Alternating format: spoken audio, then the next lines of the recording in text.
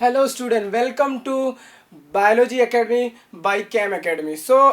आज हम लेके आए हैं TIFR 2020 के जो फिजिक्स पोर्शंस के क्वेश्चन थे उनका डिटेल सोल्यूशन लेके आए हैं हम। तो आज हम डिस्कस करेंगे कि फिजिक्स में जो क्वेश्चन पूछे जाते हैं बायोलॉजी एग्ज़ाम में, तो उस क्वेश्चन के बारे में हम डिस्कस करेंगे। तो एक हमारा क्वेश्चन दिया गया था कि two frame of reference S and S are moving towards each other with the relative velocity 3c/4, where c is the speed of light.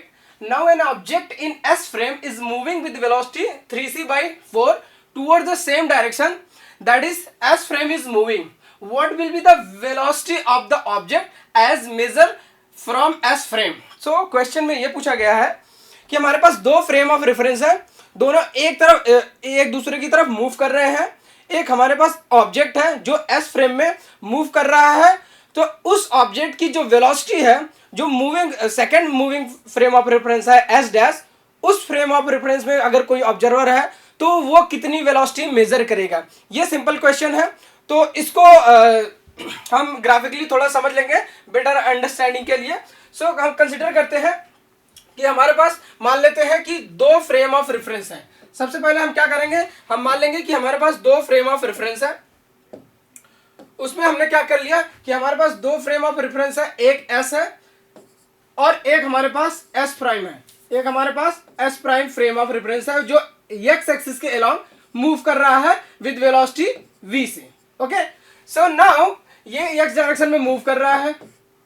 अब हमारे पास दिया है कि एस फ्रेम में ये फॉर द टाइम बिंग हम सपोज कर लेते हैं कि जो हमारा एस फ्रेम है वो रेस्ट पे है, और इस फ्रेम में कोई ऑब्जर्वर है, वो क्या देख रहा है कि जो फ्रेम दूसरा वाला फ्रेम है वो एक्स डायरेक्शन में v वेलोसिटी से मूव कर रहा है। नाउ एक हम पार्टिकल ले लेते हैं, कोई पार्टिकल p ले लेते हैं हम, और वो पार्टिकल को हम मूव करा दे रहे हैं vx वेलोसिटी से।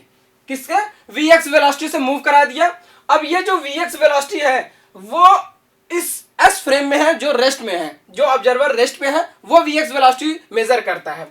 तो अगर इसमें कोई ऑब्जर्वर हमारा है, इसमें कोई अगर ऑब्जर्वर है हमारा जो v वेलोसिटी से मूव कर रहा है विद रिस्पेक्ट टू s, तो वो जो है इस पार्टिकल की वेलोसिटी कितनी मेजर करेंगे, वो एक हमारे पास रिलेशन होता है रिलेटिविटी में। तो vx प्राइम जो होगा यानी velocity of the particle in moving frame of reference, that is equal to velocity of particle in at rest frame minus velocity of frame जो फ्रेम मूव कर रहा है in x direction divided by 1 minus vx बाय c square. ये तो होता है कि जो मूविंग फ्रेम ऑफ रेफरेंस में अगर कोई ऑब्जर्वर है वो वेलोसिटी कितना मेजर करेगा, ये हमें इस फॉर्मूले से कैलकुलेट कर सकते हैं। नाउ हमारे पास ये गिवन है, ये भी गिवन है, तो हम ये कैलकुलेट कर सकते हैं। लेकिन यहां पे थोड़ा सा ट्विस्ट कर दिया गया है।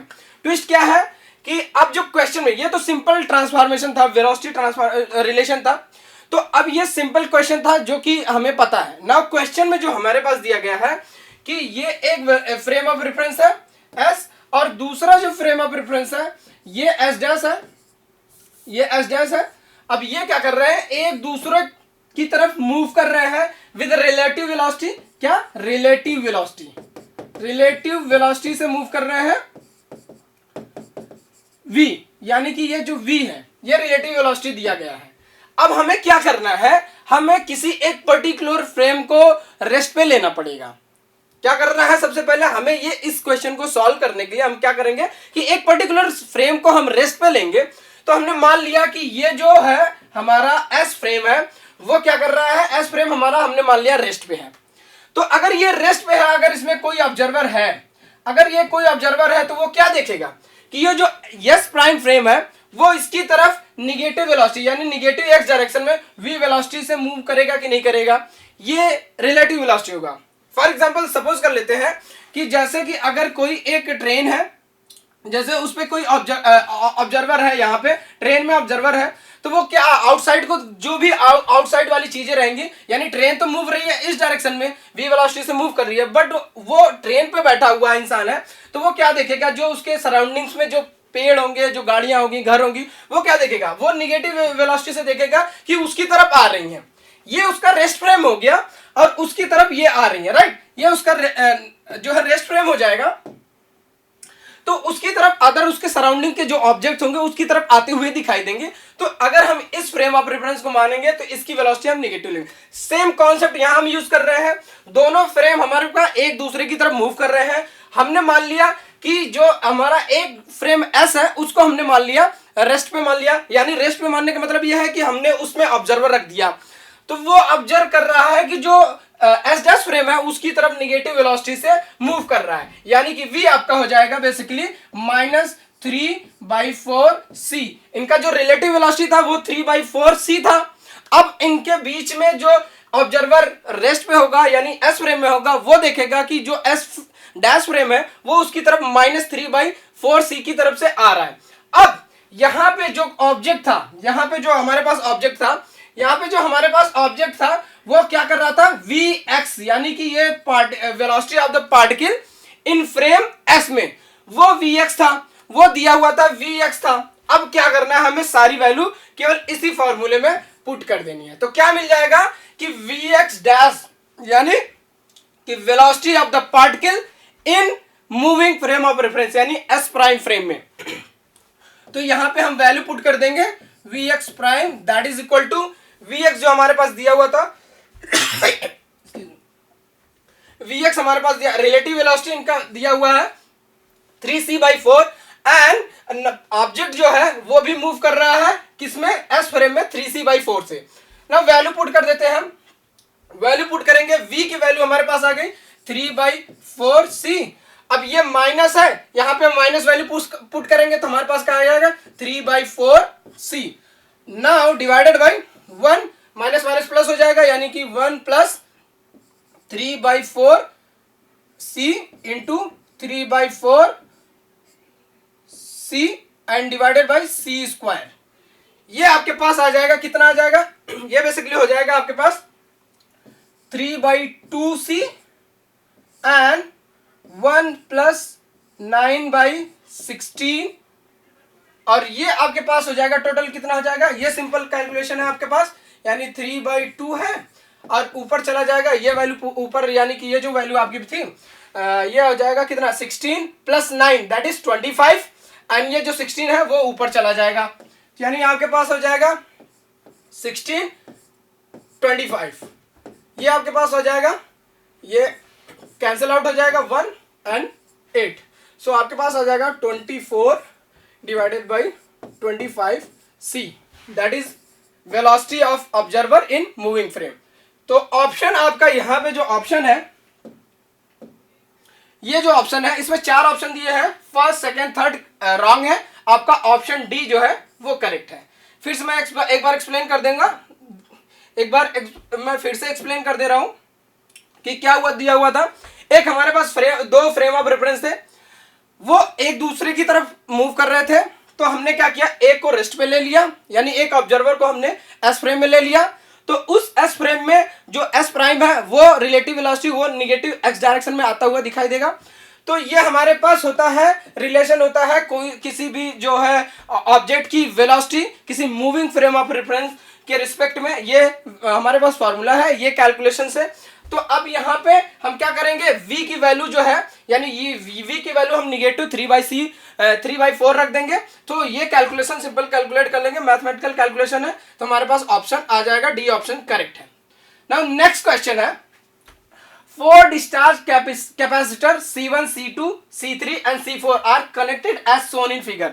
हमारे पास 4 कैपेसिटर दिए हुए हैं, उनका अरेंजमेंट ये दिया गया है। Now a potential difference is applied between x capital X and capital Y.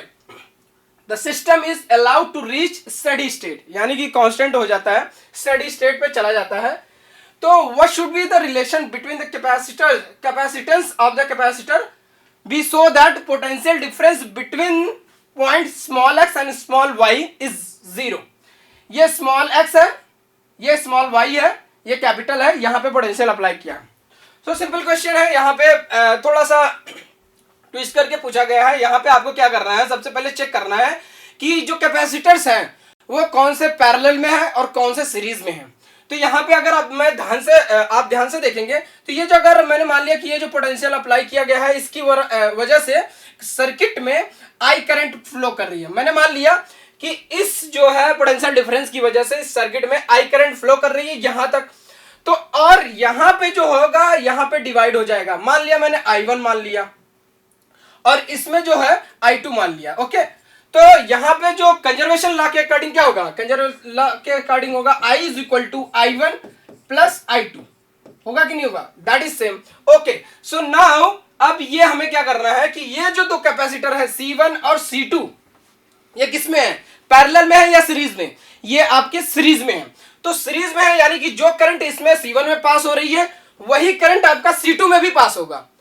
ये जो करंट दोनों कैपेसिटर है C1 एंड C2 ये आपका किसमें है, सीरीज में है, तो इसमें जो करंट फ्लो होगी दैट इज सेम।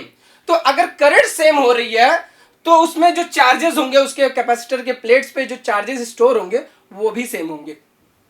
यहां पे बेसिकली अगर मैं मान लूं कि चार्ज यहां Q1 है तो सीरीज में होने के कारण जो इनके कैपेसिटर के चार्जेस होंगे वो सेम होंगे यानी ये भी Q1 होगा, बट पोटेंशियल जो होगा वो डिफरेंट होगा। यानी कि यहां पे पोटेंशियल मैं मान लेता हूं V1 है और यहां पे मैं पोटेंशियल मान लेता हूं V2 है, यानी कैपेसिटर C1 के अक्रॉस जो पोटेंशियल होगा उसको V1 मान लिया, कैपेसिटर C2 के अक्रॉस जो पोटेंशियल होगा उसको V2 मान लिया, बट चार्ज सेम रहेगा। तो अब यहां पे आप लिख सकते हैं कि Q1 is equal to C1 V1 and also equal to C2 V2। तो आपके पास क्या आ गया, C1 V1 is equal to C2 V2 equation 1 मान लेते हैं। ओके, नाउ अब हम देखते हैं जो हमारा सेकंड कैपेसिटर्स है यानी थर्ड और फोर्थ। तो थर्ड और फोर्थ में क्या है कि करंट I2 4 में भी जा रही है वही करंट 3 में भी जा रही है। तो अगर करंट सेम है दे आर इन सीरीज, सो अब इसमें जो चार्जेस होंगे डिफरेंट होगा, यानी कि वो Q1 तो नहीं होगा बट डिफरेंट होगा, लेकिन जो भी होगा C4 और C3 में सेम होगा। तो हम मान लेते हैं कि इसमें चार्ज हमारा क्या है, Q2 है। ओके, हमने मान लिया Q2 चार्ज है C4 में और यहां पे भी चार्ज क्या होगा, सेम होगा, तो Q2 मान लिया। अब यहां पे कैपेसिटर से ये फॉर्मूले से हम सेम यूज करेंगे, यानी कि Q2 इज इक्वल टू हो जाएगा C3V3 ओके एंड C4V4। ये आपके पास सेकेंड इक्वेशन मान लेते हैं हम, सेकेंड इक्वेशन मान लिया। ओके, सो ये हमारे पास दो इक्वेशन आ गई। अब ये दो इक्वेशन है हमारे पास, तो ये दो इक्वेशन हमारे पास आ गई, C1 V1 is equal to C2 V2, C4 V4 is equal to C3 V3। Now अब यहां पे हमें क्या करना है कि अगर पोटेंशियल डिफरेंस इस पॉइंट पे सेम होना है, यानी कि x और x जो y पोजीशन पे है इस पे पोटेंशियल डिफरेंस सेम होना है, तो यहां पे जो पोटेंशियल है यानी कि ये जो पोटेंशियल आपका है यहां पे आपका क्या होगा, जो पोटेंशियल डिफरेंस जो हमारा पोटेंशियल डिफरेंस अगर हमारा जीरो होगा, कब होगा, potential difference across x and y, ये दो पॉइंट के बीच में अगर हमारे पास पोटेंशियल डिफरेंस जीरो है तो उसके लिए हमारे पास क्या होना चाहिए, कंडीशन ये होनी चाहिए V1 is equal to V4 होना चाहिए and V2 is equal to V3 होना चाहिए। ओके, नाउ अब हमारा नेक्स्ट स्टेप ये है कि हम इक्वेशन 1 को 2 से डिवाइड कर देंगे। 2 से डिवाइड कर देंगे तो हमारे पास क्या मिलेगा, C1 V1 is equal to C4 V4 and that is equal to C2 V2 upon C3 V3। ये दोनों सेम है तो कैंसिल आउट हो जाएंगे, ये दोनों सेम है तो ये भी कैंसिल आउट हो जाएंगे। तो आपके पास क्या बचेगा, आपके पास बच जाएगा C1 by C4 and that is equal to C2 by C3। अब ये देख लेते हैं कि इसमें ये ऑप्शन में दिया गया है कि नहीं, लेट्स चेक इट। सो यहां पे जो हमारे पास ऑप्शन है, option 1 right, option 1 is correct, हमारे पास ऑप्शन 1 है वो करेक्ट है, second third fourth are wrong. Okay, so let's move on next question. The minimum number of NAND gate required to construct an OR gate. हमारे पास पूछा, question में पूछ रहा है कि हमें, हमारे पास कितने minimum number of NAND gate चाहिए जो जिसकी हेल्प से हम और गेट कंस्ट्रक्ट कर सकें।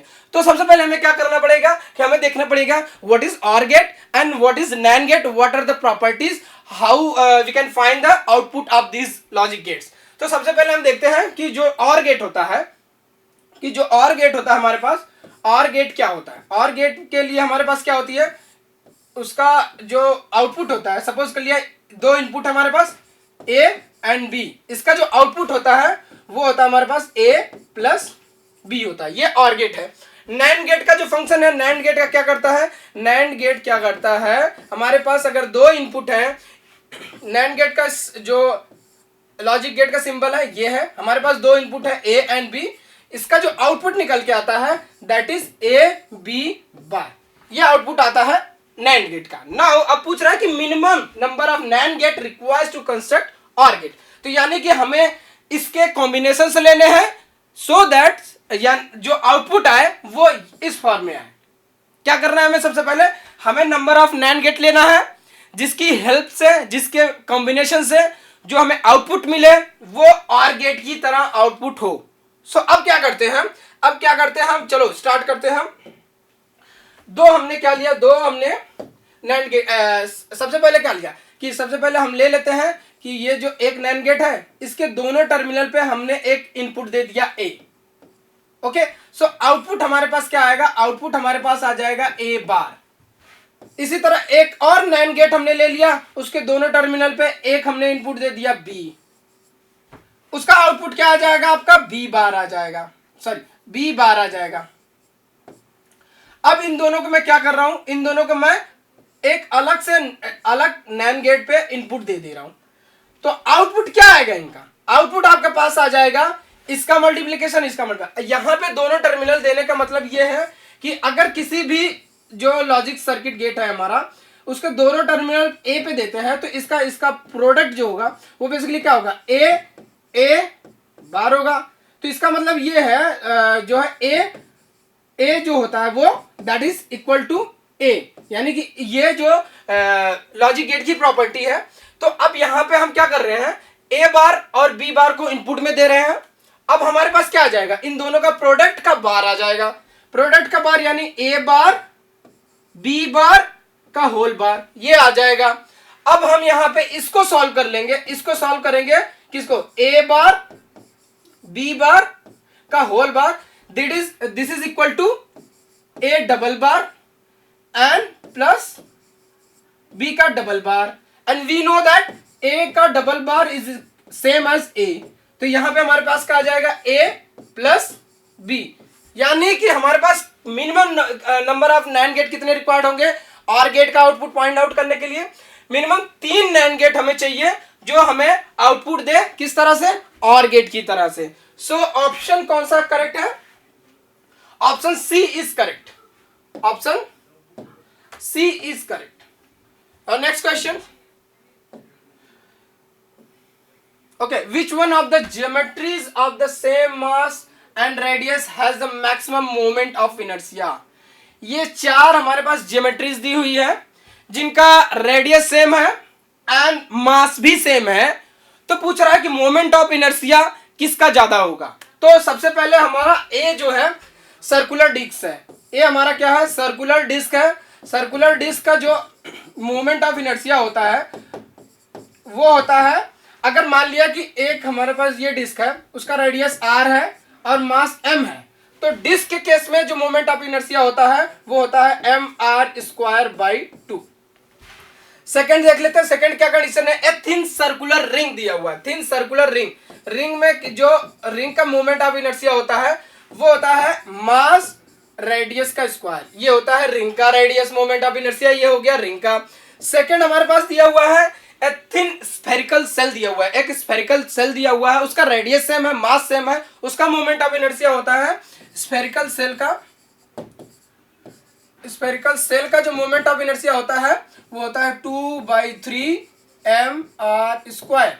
अब फोर्थ ऑप्शन जो है, फोर्थ ऑप्शन दिया हुआ है सॉलिड स्फेयर, सॉलिड स्फेयर जो दिया है, सॉलिड स्फेयर का जो हमारे पास मोमेंट ऑफ इनर्शिया आता है 2/5 mr²। ये हमारा जो है सॉलिड स्फेयर का जो है मोमेंट ऑफ इनर्शिया होता है। अब यहाँ पे देख लेंगे आप, यहाँ पे आपको देखेंगे तो सबसे ज्यादा मोमेंट ऑफ इनर्शिया किसका है? जो रिंग है हमारे पास, वो रिंग का mr² है, इसका मोमेंट ऑफ इनर्शिया ज्यादा है। ये हाफ है, ये भी कुछ फ्रैक्शन फैक्टर से मल्टीप्लाइड है, ये भी फ्रैक्शन फैक्टर से मल्टीप्लाइड है। यानी कि जो सबसे ज्यादा मोमेंट ऑफ इनर्शिया होगा वो रिंग का होगा with the same mass and radius. तो आपका ऑप्शन कौन सा करेक्ट है? Option B is right answer. Okay, so next question आपका है, a box of mass m slide along a wooden floor, the contact area between the box and the floor is A, which of these statement is true about the frictional force?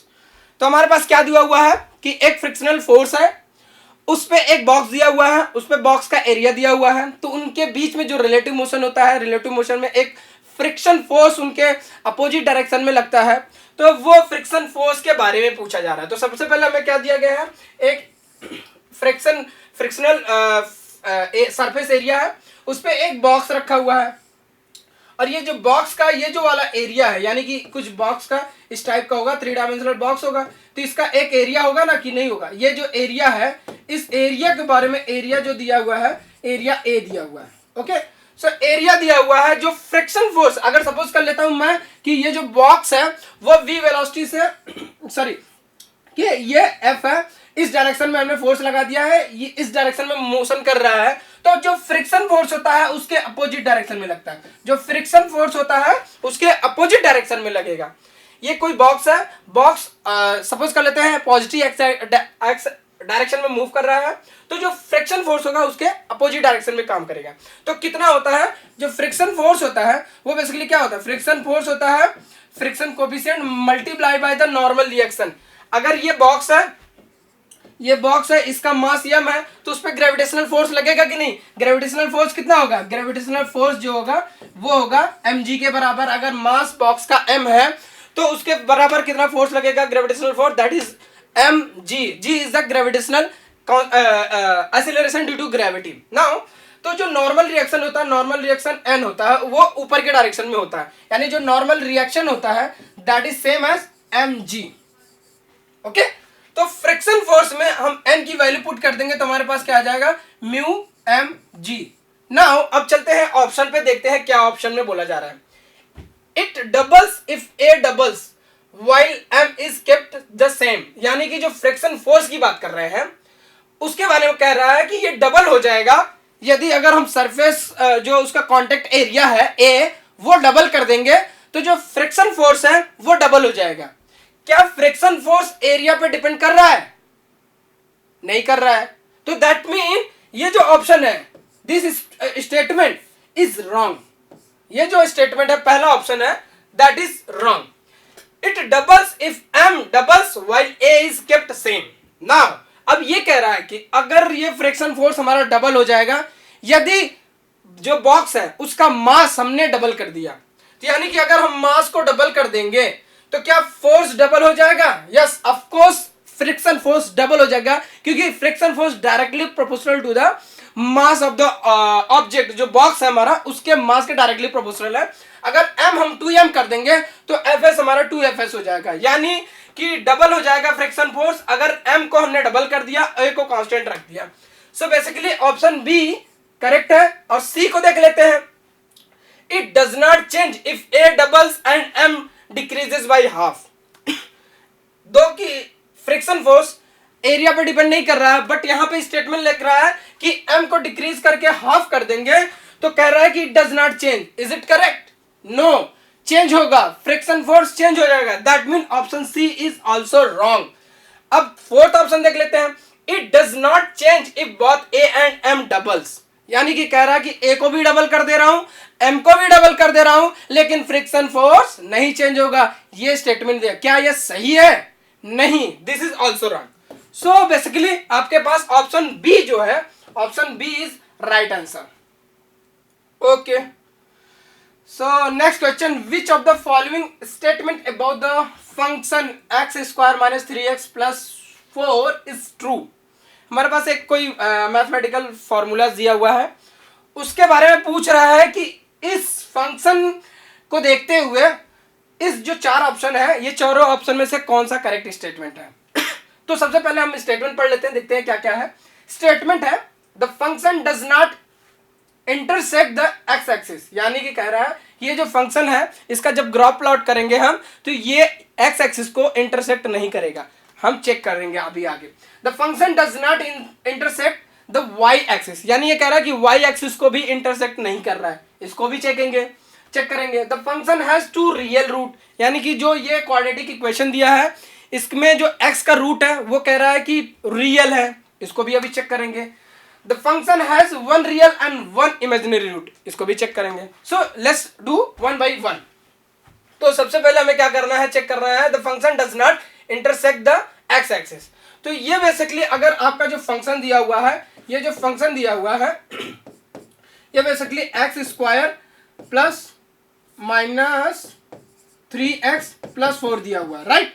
अब ये कुछ function है जो मान लेते हैं हमने x Y plot कर दिया, ये y ले लिया और ये x ले लिया। अब हम क्या कर सकते हैं, इसमें जो वैल्यूज होंगी यानी x की ऐसी कोई वैल्यूज जो रख दे निगेटिव आ जाए y, यानी कि ये अगर y आ जाएगा तो दैट मीन कि आपका जो फंक्शन है x एक्सिस को इंटरसेक्ट करेगा।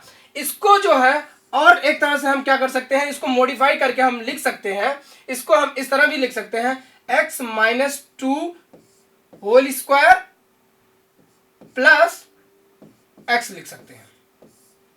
अब यहां पे f जो है इस पे x पे डिपेंड कर रहा है। अब x की वैल्यूज कुछ भी ले लें तो क्या ये माइनस f देगा, चेक कर लेते हैं। So at x is equal to 0 पे क्या मिलेगा आपको, पॉजिटिव मिलेगा। अब यहां पे क्या लिखा, f आपको 0 कर दिया तो आपके पास फिर भी 4 बचेगा। अब हमने x को चलो मान लेते हैं -1 ले लिया, -1 ले लिया तो हमारे पास यहाँ पे क्या आ जाएगा, f आपके पास आ जाएगा -3 का स्क्वायर, यानी ये आपके पास आ जाएगा 9 - 1 दैट इज 8। यानी कि जो f का है, यानी f बेसिकली आप ले सकते हैं y। तो ये जो ग्राफ है इसका ग्राफ होगा कुछ इस टाइप का बनेगा, एक पैराबोलिक टाइप का इसका ग्राफ बनेगा, क्योंकि एक्स स्क्वायर है क्वाड्रेटिक टर्म है, एक पैराबोलिक टाइप का बनेगा।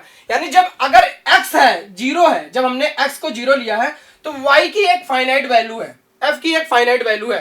तो यानी इस पॉइंट पे इतना ये फाइनाइट वैल्यू है उसका, अगर x 0 भी होता है तो फंक्शन आपका 0 नहीं है। तो दैट मीन कि ये जो है जो ग्राफ बनेगा y का, ये जो फंक्शन का ग्राफ बनेगा वो x एक्सिस को इंटरसेक्ट नहीं करेगा। This statement is correct.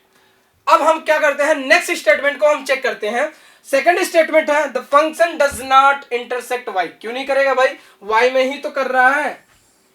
यानी कि x की पॉजिटिव वैल्यू और निगेटिव वैल्यू दोनों में y पॉजिटिव है। मैंने यहाँ पे x इज इक्वल टू -1 ले लिया, मैंने यहाँ पे x इज इक्वल टू -1 ले लिया, तो इसका मतलब है कि ये इस सेक्शन में आ गया, इस कोऑर्डिनेट में आ गया है।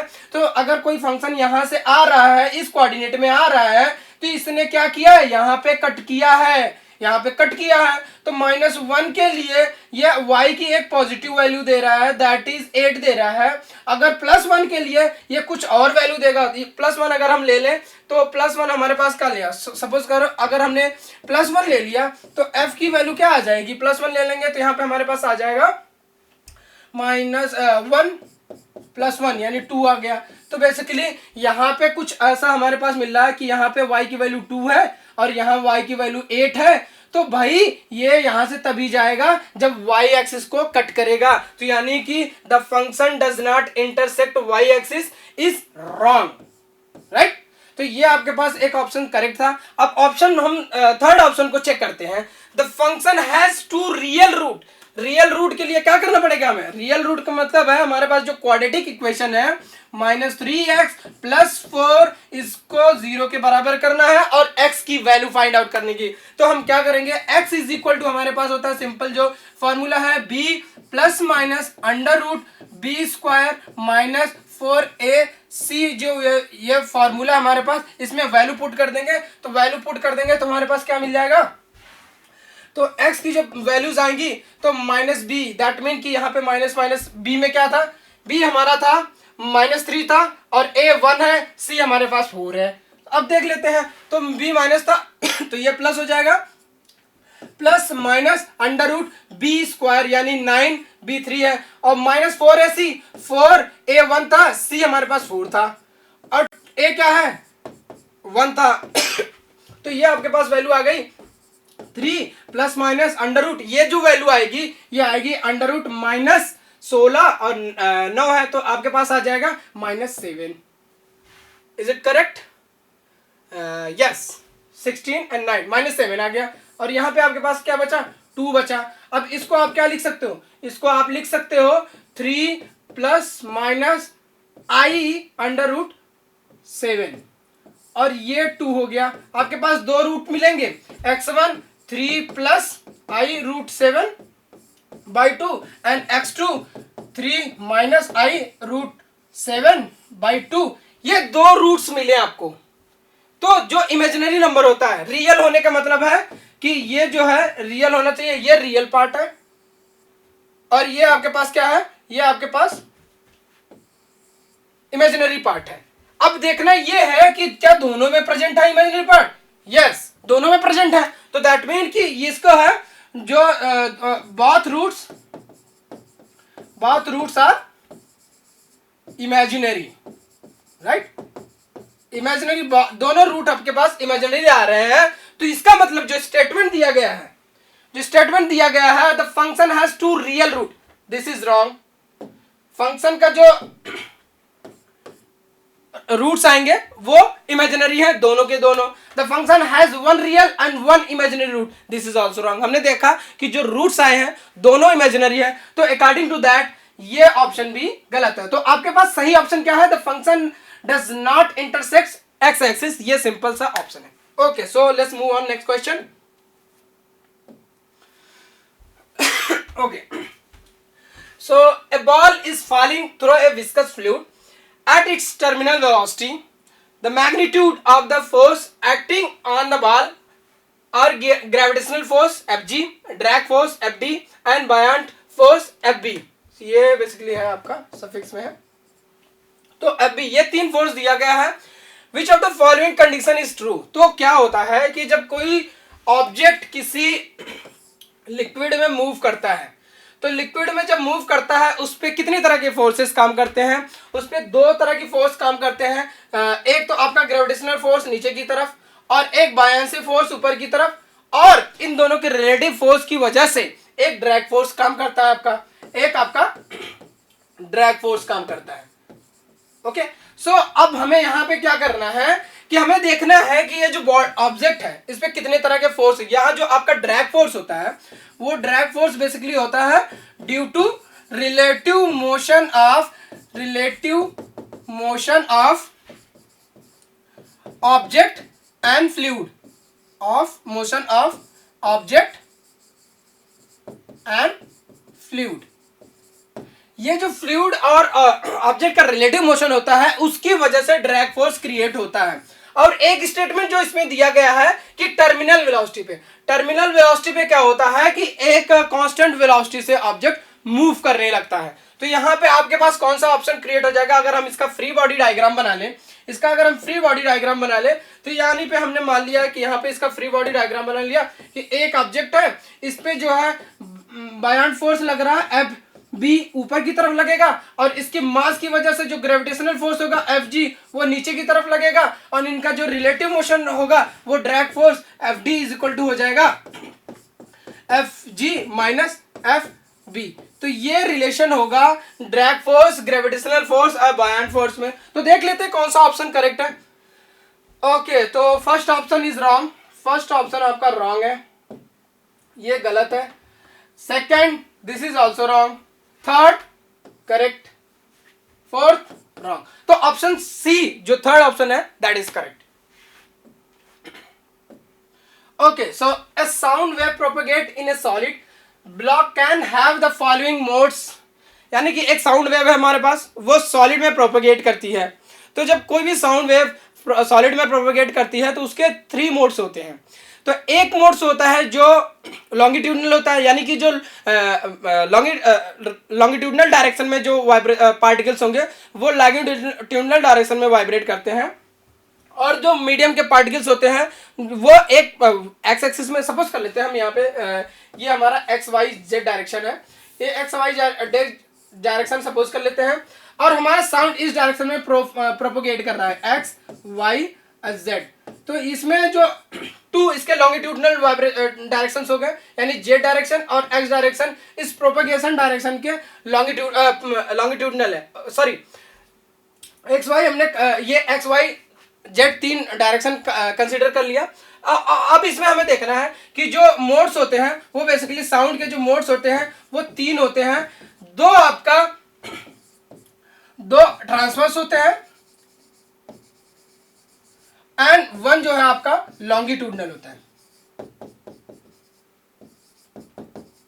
तो ये जो होगा वाइब्रेशन, जो मीडियम के पार्टिकल होते हैं दो जो है ट्रांसफर डायरेक्शन में वाइब्रेट करते हैं और एक लॉन्गिट्यूडनल डायरेक्शन में होता है जब साउंड प्रोपोगेट करता है सॉलिड में। तो option according to this option आपका जो है two transfer and one longitudinal only. तो ये जो ऑप्शन है ये ऑप्शन करेक्ट है। Wrong wrong wrong.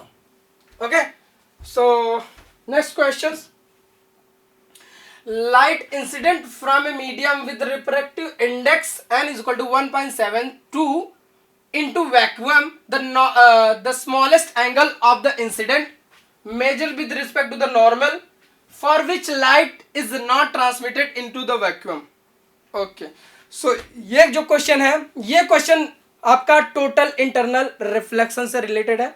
Total internal reflection में जो कंडीशंस होती है उसमें क्या होता है कि एक मीडियम में लाइट इंसिडेंट करती है किसी इंटरफेस पे, जो इंटरफेस होता है टू मीडियम का, उस पर किसी एंगल से फॉल होती है, वो जो है टोटली रिफ्लेक्ट हो जाए बिना ट्रांसमिट हुए, तो that is known as total internal reflection. तो अब यहाँ पे हमें क्या करना है कि ट्रांसमिट नहीं होना है मिनिमम स्मॉलेस्ट एंगल, यानी कि अगर मैंने मान लिया ये दो मीडियम मान लिया, इसका रिफ्रैक्टिव इंडेक्स n1 है और इसका रिफ्रैक्टिव इंडेक्स n2 मान लिया, ये इसका नॉर्मल हो गया। अब मैं क्या कर रहा हूं कि एक मैंने एंगल पे यहां पे इंसिडेंट करा दिया तो ये जो है ट्रांसमिट हो जाती है। ये अगर आपका θ1 है और ये आपका θ2 है, तो अकॉर्डिंग टू स्नेल्स लॉ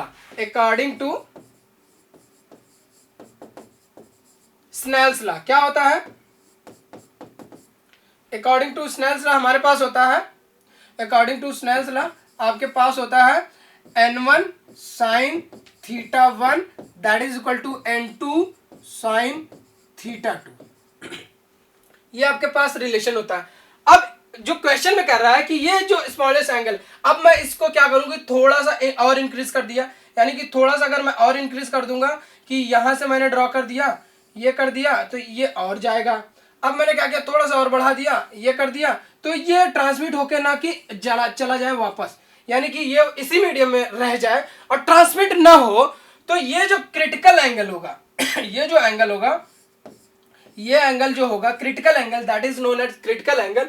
उस एंगल पे आपका जो θ2 है, यानी इस केस में जो θ2 है वो बेसिकली हो जा रहा है 90 डिग्री, राइट। तो ये ट्रांसमिट नहीं हो रहा है, यानी कि पूरा की पूरा जो है इसी मीडियम में रह जा रहा है, ट्रांसमिट नहीं हो रहा है, that is known as total internal reflection. और θ2 आपके पास कितना हो जाएगा, 90 डिग्री हो जाएगा। तो अब θ2 की यहाँ वैल्यू पुट कर देते हैं। यहाँ पे जो मीडियम दिया गया है n1 की जो वैल्यू है वो 1.72 है और n1 आपका जो है दिया गया है, एयर दिया गया है जिसका रिफ्रैक्टिव इंडेक्स 1 होता है। अब यहाँ पे वैल्यू पुट कर दो, हमें θ1 वो क्रिटिकल एंगल निकालना था। अब यहाँ पे sine θ1 is equal to n2 by n1 sine 90 degree. Sine 90 degree का आपको पता है, साइन 90 डिग्री कितना होता है, साइन 90 डिग्री आपके पास 1 होता है। तो यहाँ पे आपका पास सिंपली क्या आ जाएगा, 1 डिवाइडेड बाई 1.72। अब इसकी वैल्यू निकाल लेना है। अब इसकी वैल्यू कैसे निकालेंगे हम, यहाँ पे लिख दिया साइन थीटा, यानी वो क्रिटिकल एंगल हमें चाहिए, मिनिमम स्मॉलेस्ट एंगल चाहिए, 1 डिवाइडेड बाई 1.72। अब इस यहाँ पे θc जो आएगा, θc आप क्या कर सकते हैं, साइन इनवर्स 1/1.72। ये जो वैल्यू आप कैलकुलेट करके आएंगे, ये वैल्यू आपके पास अप्रोक्सीमेटली आती है 60 डिग्री। आप कैलकुलेटर यूज करके कर सकते हैं निकाल सकते हैं कि ये जो वैल्यू आएगी आपके पास आ जाएगा क्रिटिकल एंगल 60 डिग्री आ जाएगा, यानी वो ये जो है स्मॉलेस्ट एंगल है 60 डिग्री, जिसपे वो कुछ भी ट्रांसमिट नहीं करेगा। तो इसमें ऑप्शन कौन सा करेक्ट है? Option C is the correct answer. Okay, next question हमारे पास है, a multimeter has internal resistance of 0.5 ohm while another has an internal resistance of 5 into 10 to the power 6 ohm which is approximately in mega ohm के order में दिया है, और एक आपके पास मल्टीमीटर है उसमें दिया गया है 0.5 ओम दिया गया है, यानी कि दो आपके पास एक मल्टीमीटर है, ये एक मल्टीमीटर है, इसका जो रेजिस्टेंस दिया गया है, इसका जो रेजिस्टेंस दिया गया है R1 दैट इज 0.5 ओम, और इसका जो रेजिस्टेंस दिया गया है R2 that is 5 10 to the power 6 ohm. वो बेसिकली आपका 5 मेगा ओम की बात कर रहे हैं, बेसिकली आपके पास क्या कर रहे हैं 5 मेगा ओम की बात कर रहे हैं। ओके, तो अब जो ऑप्शन देखते हैं, what use can be the two multimeters be the best put in. तो यहाँ पे जो मल्टीमीटर ये इसका डिजाइन कंस्ट्रक्टर दिया है, इसके बारे में हमें पता नहीं है कि ये किस टाइप का मल्टीमीटर है और इससे हम क्या यूज कर सकते हैं, किस कहाँ पे यूज कर सकते हैं। तो अब मैं आपको बता दूं कि यहाँ पे अमीटर और वोल्टमीटर के बारे में बेसिकली ऑप्शन में दिया गया है। तो ये जो ऑप्शंस है अमीटर और वोल्टमीटर के बारे में है, तो हम उससे पहले क्या जान लेते हैं कि व्हाट इज अमीटर। अमीटर क्या होता है? अमीटर बेसिकली होता है, अमीटर हम यूज करते हैं करंट में, जो सर्किट है उसमें करंट कितना फ्लो कर रहा है उस वहां जो हम यूज करते हैं। सपोज ये हमारे पास सर्किट है, यहाँ पे एक हमने अमीटर लगा दिया, अब तो यहाँ पे हमें क्या कर सकते हैं, करंट मेजर कर सकते हैं। क्या मेजर कर सकते हैं? करंट मेजर कर सकते हैं। अमीटर से हम क्या मेजर करते हैं? करंट मेजर करते हैं। और जो इंपॉर्टेंट पॉइंट है, इसका इंटरनल रेजिस्टेंस, इंटरनल रेजिस्टेंस क्या होता है? वेरी लो होता है, यानी लो होता है जो इनका इंटरनल रेजिस्टेंस होता है। ये जो मल्टीमीटर में अगर इंटरनल रेजिस्टेंस बहुत कम है तो ये एज ए एमीटर की तरह यूज होता है, और ये हम क्या करते हैं सर्किट में सीरीज में कनेक्ट करके करंट मेजर करते हैं, किसी भी सर्किट में कितना करंट फ्लो हो रहा है। अमीटर हम उसके सीरीज में कनेक्ट कर देंगे तो हमें पता चल जाएगा कि उस सर्किट में करंट कितना फ्लो कर रहा है। तो यानी ये जो इंटरनल रेजिस्टेंस होगा अमीटर का वो लो होता है। और आपके पास जो वोल्ट मीटर होता है, जो वोल्ट मीटर होता है, वोल्ट मीटर कहाँ यूज करते हैं हम? वोल्ट मीटर हम यूज करते हैं वोल्टेज मीटर करने के लिए। अगर हमारे पास कोई सर्किट डायग्राम दिया हुआ है, वहां पे हमने क्या किया, वोल्ट मीटर लगा दिया, उस सर्किट के पैरेलल में लगा दिया, हमने पैरेलल में लगा दिया, तो पैरेलल में हमें ये पॉइंट दो टर्मिनल्स है उसके पैरेलल में लगा दिया, तो हमें वोल्टेज पता चल जाएगा। वोल्टेज पता चल जाएगा कैसे? किसी भी सर्किट में अगर पैरेलल में हमने वोल्ट मीटर कनेक्ट कर दिया तो हमें वोल्टेज कि उस सर्किट ये रेजिस्टेंस के करस्पॉन्डिंग कितना वोल्टेज ड्रॉप हो रहा है, उसके पैरेलल में वोल्ट मीटर हमने कनेक्ट कर दिया, पता चल जाएगा। इसकी प्रॉपर्टीज क्या होती है? इसकी प्रॉपर्टीज होती है कि इसका इंटरनल रेजिस्टेंस क्या होता है, इंटरनल जो रेजिस्टेंस होता है वो वेरी हाई होता है, इंटरनल रेजिस्टेंस वेरी हाई। इसका जो इंटरनल रेजिस्टेंस है बहुत ज्यादा होता है in comparison to ammeter. Ammeter voltmeter use होता है वोल्टेज मेजर करने के लिए, पैरेलल में कनेक्ट करते हैं। अमीटर यूज होता है करंट मेजर करने के लिए, सीरीज में कनेक्ट करते हैं। करंट जो अमीटर है उसका इंटरनल रेजिस्टेंस बहुत कम होता है, जो वोल्टमीटर होता है उसका जो इंटरनल रेजिस्टेंस होता है बहुत ज्यादा होता है। अब इस बेस पे, इस प्रॉपर्टीज पे हम ऑप्शन चेक करते हैं। Okay, the first as ammeter and second one as voltmeter. यहां पे दो मल्टीमीटर था, इसका इंटरनल रेजिस्टेंस जो दिया था 0.5 ओम और सेकंड में दिया था 5 10 टू द पावर 6 यानी मेगा ओम। तो वो जो है पहला वाला क्या होगा, पहला वाला आपका अमीटर की तरह यूज होगा। जो पहला मल्टीमीटर है वो क्या यूज होगा, पहला मल्टीमीटर आपका अमीटर की तरह बिहेव करेगा। और second one is volt meter, second one कैसे बिहेव करेगा, वोल्ट मीटर की तरह बिहेव करेगा। अच्छा, तो ये ऑप्शन आपका करेक्ट है। चलो बी देख लेते हैं, the second as an ammeter, the first as volt meter. मैंने क्या बताया कि इंटरनल रेजिस्टेंस आपका अमीटर का कम होना चाहिए, तो ये कह रहा है कि सेकंड एज अमीटर यानी उसका रेजिस्टेंस बहुत ज्यादा है, और first one as a voltmeter उसका रेजिस्टेंस बहुत कम है, यानी ये स्टेटमेंट आपका रॉन्ग है। ओके, सो जो ऑप्शन सी है, both can be use as a ammeter but not as a voltmeter, this is also wrong. both can use as a voltmeter but not a meter, ये भी wrong है। So option आपका first correct है। Okay चलो next question पे देखते हैं।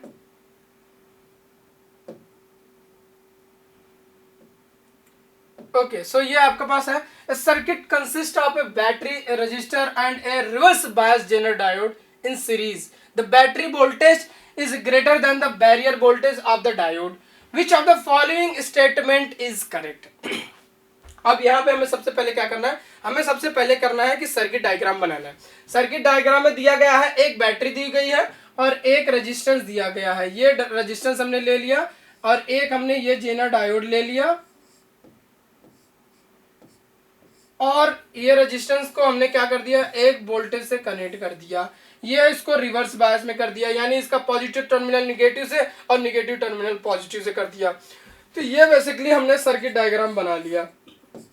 ये लोड रेजिस्टेंस होता है, ये रेजिस्टेंस हमने मान लिया R है, ये वोल्टेज हमने मान लिया V है। अब हम सबसे पहले क्या करेंगे, इसमें किरचॉफ वोल्टेज लॉ लगा देंगे। क्या लगाएंगे, इसमें किरचॉफ वोल्टेज लॉ लगा देंगे करंट फाइंड आउट करने के लिए। तो हमारे पास क्या आ जाएगा, V मान सपोज कर लेते हैं इस सर्किट में हमारा करंट I फ्लो कर रहा है, तो इसमें according to Kirchhoff voltage law क्या हो जाएगा, V minus I R minus voltage across the diode मान लिया हमने VD, ये वोल्टेज अक्रॉस द डायोड हमने मान लिया VD।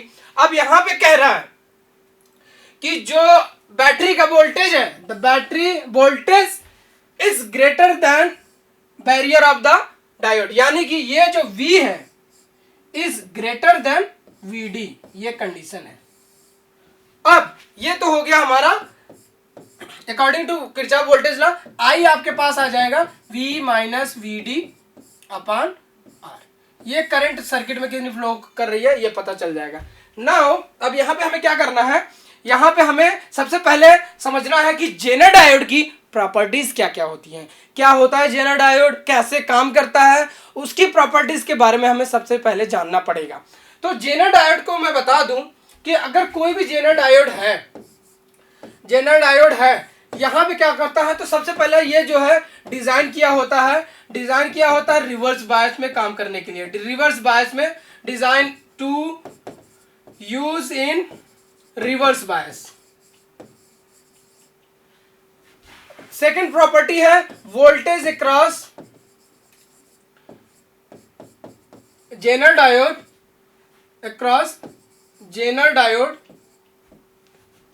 Jenner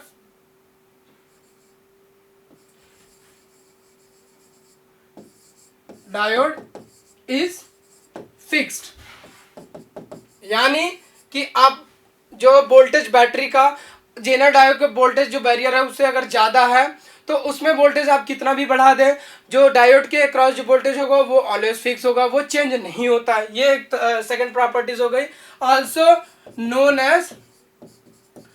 known as voltage regulator. कभी कभी हमारे पास क्या होता है कि कोई सिस्टम होता है, कोई सर्किट होती है, उसमें वोल्टेज फ्लक्चुएट करता है। तो जब वोल्टेज को फ्लक्चुएट करेगा तो हमारा जो इंस्ट्रूमेंट है, कोई भी इलेक्ट्रॉनिक डिवाइस है, उसके जलने की, उसके बर्न होने की चांसेस ज़्यादा रहते हैं। तो ऐसे केसेस में हम इस तरह से डिज़ाइन करते हैं कि जो उसका आउटपुट हो, वहाँ पे कोई अगर जेनर डायोड लगा देंगे तो उसका जो आउटपुट हो वो ऑलवेज फिक्स्ड हो, वो फ्लक्चुएट ना करे, सो दैट कि हमारा कोई भी इलेक्ट्रॉनिक डिवाइस हो वो जले ना। तो एज ए वोल्टेज रेगुलेटर की तरह भी यूज करते हैं। इसका जो यहाँ पे रेजिस्टेंस है डायोड के क्रॉस, इसका ये जो रेजिस्टेंस है इसके बढ़ाने या घटाने से voltage across the Zener diode will not change. क्या ये जो ये रेजिस्टेंस लगाया हमने, इसके बढ़ाने घटाने से यहाँ का जो जेनर डायोड के क्रॉस जो वोल्टेज होगा वो चेंज नहीं होगा। ओके सो यहाँ पे इसका जो ग्राफ भी होता है, बेसिकली क्या होता है कि यहाँ पे ये इनपुट है और ये बेसिकली एक जो है रिवर्स बायस में काम करता है, ये VD होता है। तो यहाँ पे ये इसका I जो है मिनिमम होता है और I मैक्स होता है, इसके बीच में जेनर डायोड काम करता है। तो अब यहाँ पे हमें क्या देखना है, ऑप्शंस देखने हैं। सो पहला ऑप्शन पढ़ते हैं, increase the resistance will increase the voltage drop across the diode. यहाँ पे क्या पूछ रहा है कि increase the resistance will increase the voltage drop across the diode, that is wrong. ये स्टेटमेंट क्या है आपका, गलत है। ओके नेक्स्ट है increasing the resistance will decrease the voltage drop across the diode. क्या ये सही है? नहीं, ये भी गलत है। Okay so changing the resistance does not change the circuit current. अच्छा जी, ये अगर हम आर चेंज करेंगे तो क्या सर्किट का करंट चेंज नहीं होगा? होगा कि नहीं होगा? होगा। ऑब्वियस है कि अगर हम इसको बढ़ाएंगे तो करंट हमारी घट जाएगी, इसको कम करेंगे तो करंट हमारी सर्किट की बढ़ जाएगी। यानी ये statement, this statement is also wrong. Fourth statement में हम जाते हैं, changing the resistance does not change the voltage drop across the diode. Right है। मैंने अभी बताया कि जो डायोड की प्रॉपर्टीज होती है, अगर जो डायोड का वोल्टेज है, डायोड वोल्टेज, और जो अप्लाइड वोल्टेज है वो ज्यादा है डायोड के वोल्टेज के, तो हमेशा जो वोल्टेज अक्रॉस द डायोड होगा, जेनर डायोड होगा, वो फिक्स्ड होगा। यानी उसको हम रेजिस्टेंस बढ़ा या घटा के हम उसके जो जेनर डायोड के अक्रॉस जो वोल्टेज होगा उसको चेंज नहीं कर सकते हैं। यानी ऑप्शन फोर्थ जो है आपका करेक्ट स्टेटमेंट है। ओके चलिए नेक्स्ट क्वेश्चन पे देखते हैं। नेक्स्ट क्वेश्चन हमारे पास है, A one-dimensional infinite potential well of width L has ground state energy of even. If the width is double to 2L, it now has a ground state energy E2. Which of the following is true? अच्छा, ये जो questions है, ये question में जो options दिए हैं उसको हम थोड़ा सा भी कैलकुलेशन में चेक करेंगे। मुझे इसमें क्वेश्चन में थोड़ा सा डाउट है। तो कैसे होता है, चलो हम देख लेते हैं। उसके पहले हम समझते हैं कि क्या होता है one dimensional box. One dimensional box जो इनफाइनाइट वन डायमेंशनल बॉक्स होता है, इसका जो वॉल होते हैं वो इनफाइनाइट होते हैं। इसकी जो लिमिट है 0 to L हमने ले लिया, जो इसका लीड है। इसमें कोई पार्टिकल है वो इसके अंदर ही वाइब्रेट कर रही है या फ्लो कर रही है, एक तरह से मूव कर सकती है। वन डायमेंशनल बॉक्स हमने ले लिया। According to Schrodinger wave equations, जो एनर्जी आती है इस पार्टिकल की वन डायमेंशनल बॉक्स में, जो हमारे पास एनर्जी आती है, एनर्जी हमारे पास क्या होती है? एनर्जी हमारे पास होती है ई एन, nth स्टेट के लिए ले लिया, n square pi square h cross square upon 2m width जो होता है उसका स्क्वायर। ओके, ये विड्थ जो होगा उसका स्क्वायर होगा। इसको आप इस तरह से लिख सकते हैं, h क्रॉस जो होता है, h बेसिकली क्या होता है, h बाई 2 पाई होता है। ओके, तो यहाँ पे आप h क्रॉस की वैल्यू भी लिख देंगे तो आपके पास क्या आ जाएगा, n square h square upon 8m width का स्क्वायर। इस टर्म में भी लिख सकते हैं, यानी ये दोनों सेम है। ओके, तो अब हमें क्या कर रहे हैं, हमें ये आपका ग्राउंड स्टेट के लिए क्या होगा, ग्राउंड स्टेट के लिए n इज इक्वल टू 1 हो जाएगा। यानी ग्राउंड स्टेट के लिए क्या हो जाएगा, n इज इक्वल टू 1 हो जाएगा। और विड्थ कितना दिया है, विड्थ आपका दिया हुआ है पहले केस में l दिया हुआ है। ओके, तो आपका जो पहला केस है वो E1 कितना हो जाएगा, pi square h cut square upon 2m square, या आप इस तरह भी कर सकते हैं कि h square upon 8ml square. ये कह सकते हैं, बिल्कुल कह सकते हैं। अब सेकंड जो केस कह रहा है, सेकंड कह रहा है if the width of the box is double, यानी हमने क्या कर दिया, इसको बढ़ा दिया 2L के बराबर कर दिया। इसको 2L के बराबर कर दिया तो चेंजेस कहाँ होंगे, चेंजेस बस यही होंगे, बाकी सारी चीजें कांस्टेंट है। मास ऑफ द इलेक्ट्रॉन कांस्टेंट है, पाई कांस्टेंट है, प्लैंक कांस्टेंट है, 2 is the number is also constant. तो हमारा चेंज कहाँ होगा एनर्जी में, केवल विड्थ में चेंज होगा। तो उस केस के लिए, सेकंड केस के लिए क्या हो जाएगा, सेकंड केस में हमारे पास क्या हो जाएगा, विड्थ जो हो जाएगी, विड्थ आपका डबल हो गया, विड्थ क्या हो गया 2L हो गया। और जो ग्राउंड स्टेट की एनर्जी आएगी, जो ग्राउंड स्टेट की जो एनर्जी आएगी उसको कह रहा है E2 है। तो अब हम क्या करेंगे, E2 है यानी n की वैल्यू यहाँ पे भी हमने n की वैल्यू 1 होगी। तो यहाँ पे क्या, कहाँ चेंज होगा, केवल विड्थ में चेंज होगा। यानी pi square h cross square upon 2l का स्क्वायर। यहाँ आपके पास क्या आ जाएगा, pi square h cross square upon 4 को हमने बाहर ले लिया 2ml square.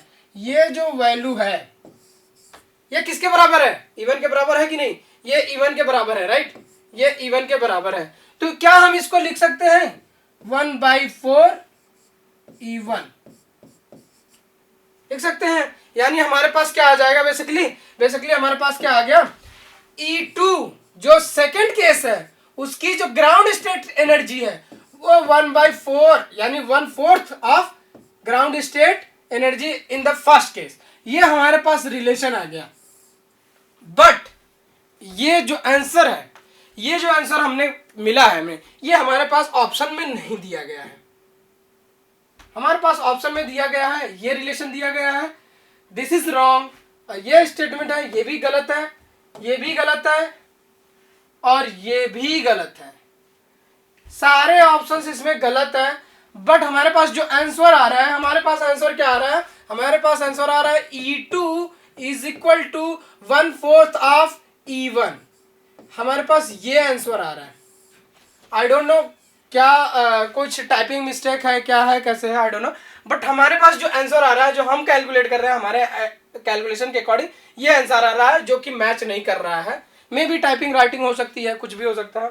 Okay, so let's जो सॉल्व करने का तरीका है, जैसे हमने सॉल्व किया है वैसे ही करना है। और इस पे मैं एक अलग से वीडियो बनाया हूं जिसमें आपका 1 डायमेंशन, 2 डायमेंशन, 3 डायमेंशन पे वेव फंक्शन क्या होगा, पार्टिकल की एनर्जी क्या होगी, डीजेनरेसी क्या होगी, इसके बारे में डिटेल में कैलकुलेशन किया है, जिसका लिंक जो है हमारा यूट्यूब लिंक डिस्क्रिप्शन बॉक्स में दिया गया है। आप वहां जाके चेक कर सकते हैं और आप आराम से देख सकते हैं कि कैसे हम एनर्जी कैलकुलेट करते हैं। अगर पार्टिकल एक से ज़्यादा भी है तो वहां पे हमारे पास जो टोटल एनर्जी आएगी उसको कैसे कैलकुलेट कर सकते हैं, इसके बारे में मैंने एक डिटेल जो है डिस्कशन करके किया हुआ है। तो आप हमारा डिस्क्रिप्शन बॉक्स में चेक कर सकते हैं, वहां पे आपको वीडियो लिंक मिल जाएगा, आप वहां पे डिटेल में देख सकते हैं।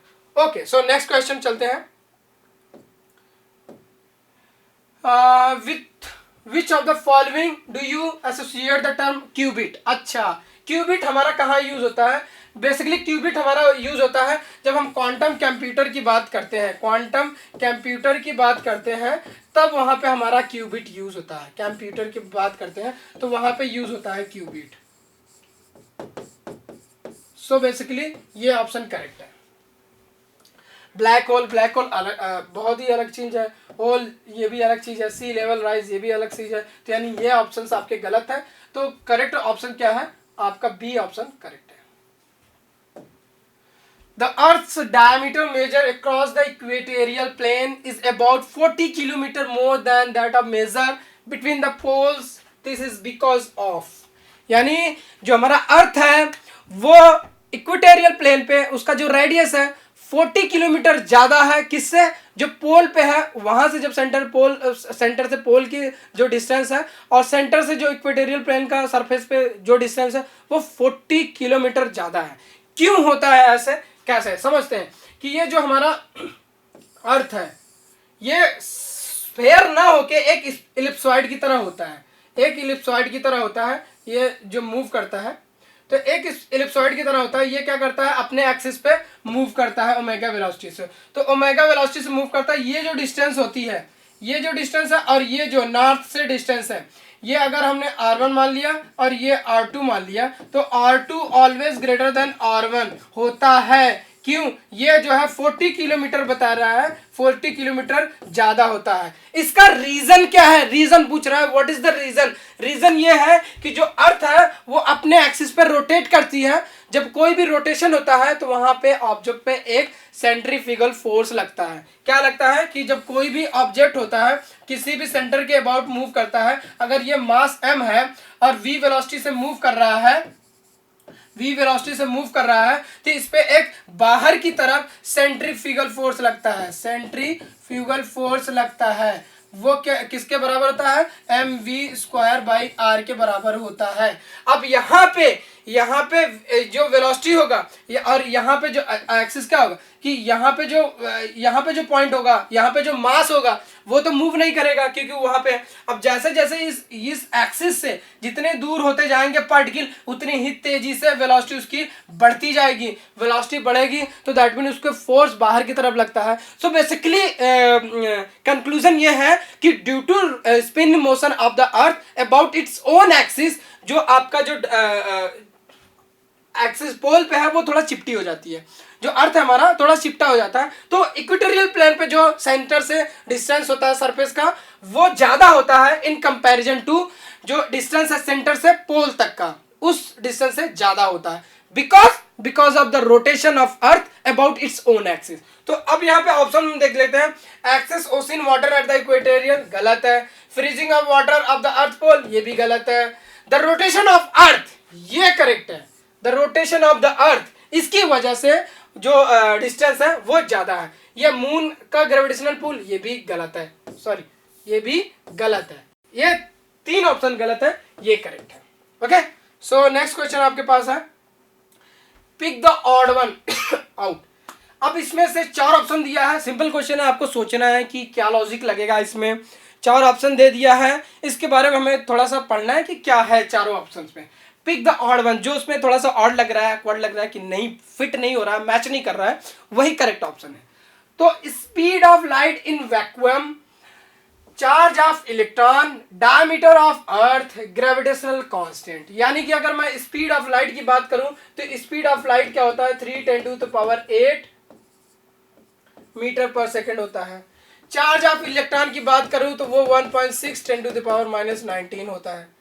और यहाँ पे ग्रेविटेशनल कांस्टेंट जी की बात करूं तो ये आपके पास होता है 6.67 10⁻11 होता है।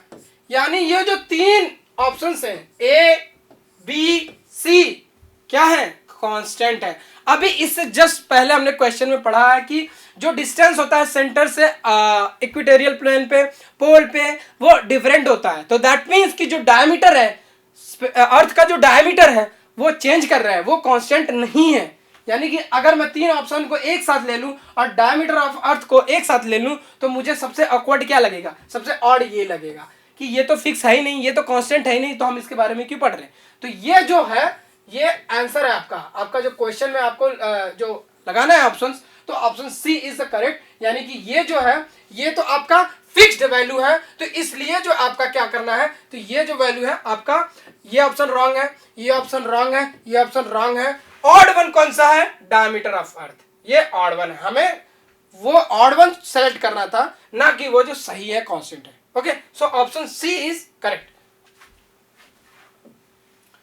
ओके, द नेक्स्ट क्वेश्चन है, the number of molecules dn with the speed lying between the v and v plus dv of a classical gas is given by dn rho dv.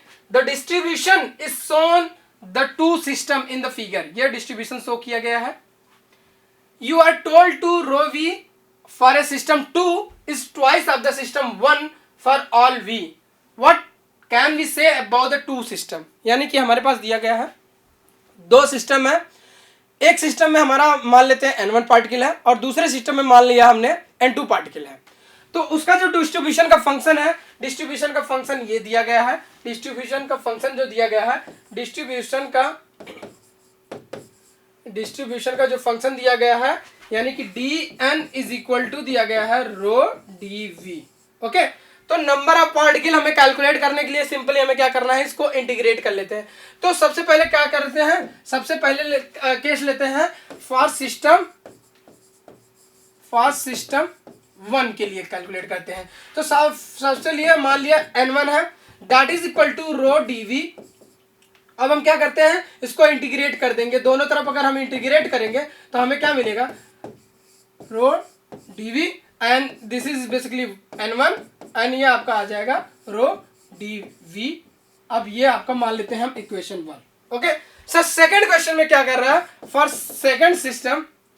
The system 2 के लिए क्या कह रहा है कि जो रो है उसको ट्वाइस कर दिया, रो को ट्वाइस कर दिया तो पॉपुलेशन क्या हो जाएगी, नंबर ऑफ पार्टिकल क्या हो जाएगा, वो कैसे कर लेंगे। तो हमने मान लेते हैं n2 है हमारा, n2 है number of particle in second system, n2 को मेजर करना है कितना होगा। तो अकॉर्डिंग टू डिस्ट्रीब्यूशन जो है हम क्या कर लेंगे, dn2 this is equal to rho two dv velocity. अब यहाँ पे क्या होगा कि हमने क्या लिख लिया, ये जो केस है रो को ट्वाइस ले लिया है यानी 2 बाहर हो गया, dv हो गया।